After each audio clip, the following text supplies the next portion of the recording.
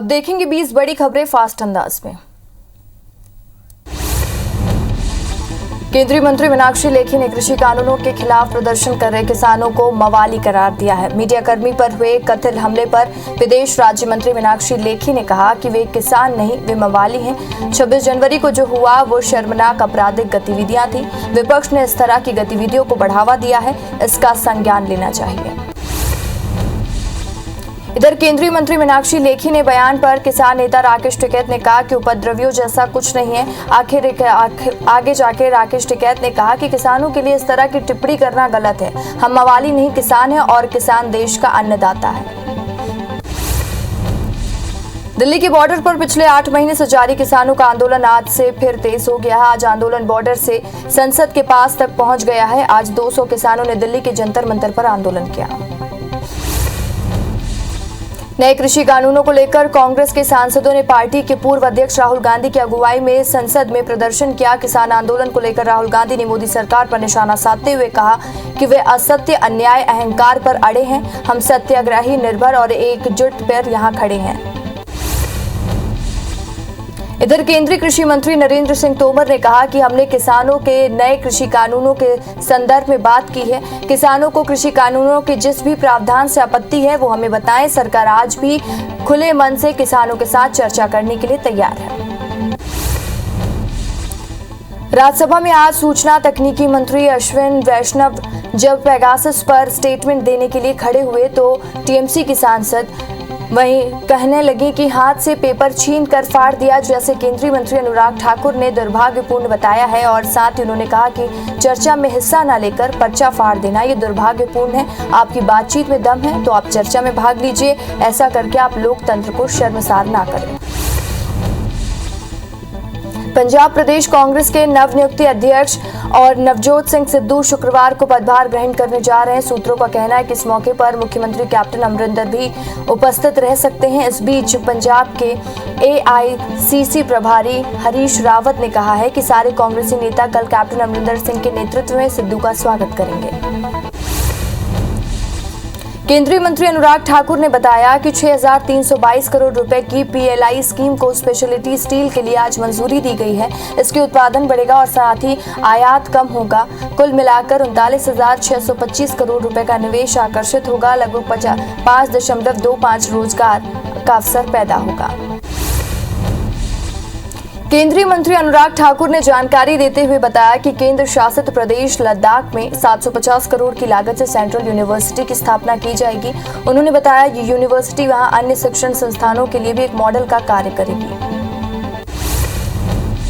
Bombay high court ने महाराष्ट्र के पूर्व गृह मंत्री अनिल देशमुख के खिलाफ भ्रष्टाचार के आरोपों पर सीबीआई की प्राथमिकी को रद्द कर दिया है और उससे इनकार कर दिया। देशमुख ने सीबीआई द्वारा दर्ज प्राथमिकी को रद्द करने की मांग वाली याचिका दायर की थी। इसके साथ ही कोर्ट ने राज्य सरकार की उस याचिका को भी खारिज कर दिया जिसमें देशमुख के खिलाफ सीबीआई की प्राथमिकी के कुछ पैराग्राफों को चुनौती दी गई थी। मणिपुर के इम्फाल के पास भूकंप के झटके महसूस किए गए। आज शाम 4:28 पर भूकंप के झटके महसूस किए गए हैं जिससे हड़कंप मच गया। नेशनल सिस्मोलॉजी के मुताबिक रिएक्टर स्केल पर भूकंप की तीव्रता 3.5 मापी गई है। हालांकि इसकी वजह से किसी तरह का जान और माल का नुकसान नहीं हुआ है। सुबह राजस्थान के बीकानेर में भी भूकंप के झटके महसूस किए गए। कल से खेलों के महाकुंभ यानी टोक्यो ओलंपिक की शुरुआत होने जा रही है। टोक्यो ओलंपिक कल से 8 अगस्त तक चलेगा जिसमें 195 देश के 11,000 से ज्यादा एथलीट्स हिस्सा लेने वाले के लिए टोक्यो पहुंच चुके हैं और टोक्यो के खेलगांव में होने वाले इस बड़े टूर्नामेंट में 33 खेल और 339 इवेंट्स होंगे जिसमें की तैयारियां पूरी की गई हैं।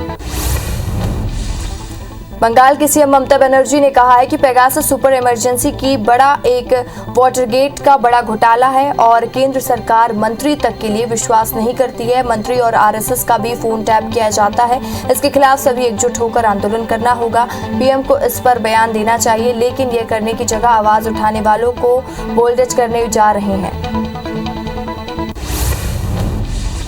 जासूसी मामले पर छत्तीसगढ़ प्रदेश कांग्रेस के राजीव भवन से राजभवन तक पैदल मार्च निकाला और कांग्रेस के 15 सदस्यीय प्रतिनिधिमंडल ने राज्यपाल अनुसुईया उइके से मुलाकात के साथ ही राष्ट्रपति के नाम ज्ञापन सौंपा है और ज्ञापन में केंद्रीय गृह मंत्री अमित शाह के इस्तीफे की मांग की गई है और पूरे मामले की जांच संसदीय समिति के नेतृत्व में कराने की मांग की गई है। भोपाल में महिला कांग्रेस ने महंगाई और महिलाओं के खिलाफ हिंसा के मामले में प्रदर्शन किया। महिला कांग्रेसी प्रदर्शन करने के लिए सीएम हाउस के बाहर पहुंचे, जहां पुलिस के साथ हुई झूमाझटकी भी हुई और साथ ही महिलाओं ने सीएम हाउस के सामने फांसी लगाने का भी प्रयास किया, लेकिन पुलिस ने गिरफ्तार कर जेल भेज दिया। इंदौर में लंबे समय के बाद कांग्रेस के शहर और ग्रामीण कार्यकर्ताओं की बैठक हुई, जिसमें इंदौर कांग्रेस प्रभारी विजयलक्ष्मी साधव की भी मौजूदगी रही। उन्होंने कार्यकर्ताओं को संबोधित किया। बैठक में पार्टी संगठन को मजबूत करने के लिए फैसले लिए गए हैं, जिसके तहत मंडलम और सेक्टर की संख्या में इजाफा किया जाएगा। इसके अलावा युवाओं को ज्यादा से ज्यादा मौका दिए जाएंगे और साथ ही उनके पद भी दिए जाएंगे। मध्य प्रदेश में कांग्रेस के बाद अब बीजेपी भी उपचुनाव की तैयारियों में जुट गई है। बीजेपी प्रदेश प्रभारी मुरलीधर 24 जुलाई को भोपाल आकर 2 दिन तक चुनावी बैठकों और संगठन के काम को आगे बढ़ाएंगे। मुरलीधर राव को दौरे को लेकर हलचल भी तेज हो गई है। भोपाल प्रवास के दौरान मुरलीधर राव जिले की बची हुई कार्यकारिणी भी फाइल कर चुके और फाइनल करेंगे। पूर्व मंत्री डॉक्टर गोविंद सिंह ने आरएसएस को लेकर विवादित बयान दिया है। सिंह ने कहा है कि संघ पूरे देश में कब्जा कर रहा है, अरबों की जमीन संघ व्यापार कर रहा है। आरएसएस पहले स्कूल अब अस्पताल चला रहा है, टेक्निकल संस्थान खोलकर लूटने का काम कर रहा है। उनको डॉक्टर अरविंद भदौरिया ने कहा कि गोविंद सिंह को संघ की जानकारी नहीं है, संघ को लेकर इस तरह की भाषा का उपयोग न करें। दमोह के देवेंद्र चौरसिया हत्याकांड में पथरिया विधायक रामाबाई के आरोपी पति गोविंद सिंह परिहार को सुप्रीम कोर्ट से बड़ा झटका लगा है और गोविंद सिंह परिहार को मध्य प्रदेश हाई कोर्ट से मिली जमानत को सुप्रीम कोर्ट ने रद्द कर दिया है। वहीं मध्य प्रदेश हाई कोर्ट को भी 2 हफ्ते में प्रकरण के विधिसंगत निराकरण करने का निर्देश दिया है। ग्वालियर चंबल संभाग में नर्सिंग कॉलेजों को लेकर हाई कोर्ट की ग्वालियर बेंच ने बड़ा आदेश जारी किया। कोर्ट ने केंद्र और राज्य सरकार से कहा है कि वो ग्राउंड लेवल पर जाकर नर्सिंग कॉलेजों की जांच करें और उनके क्या व्यवस्थाएं हैं। हाई कोर्ट ने इसकी प्रोग्रेस रिपोर्ट तलब की है। दरअसल कोरोना काल में प्रशासन ने नर्सिंग कॉलेज के अधिग्रहण की सोचा है और इस दौरान बड़ा फर्जीवाड़ा सामने आया था। फिलहाल इस बुलेटिन में इतना ही। खबरों की लगातार अपडेट्स के लिए आप देखते रहें IBC 24। नमस्कार।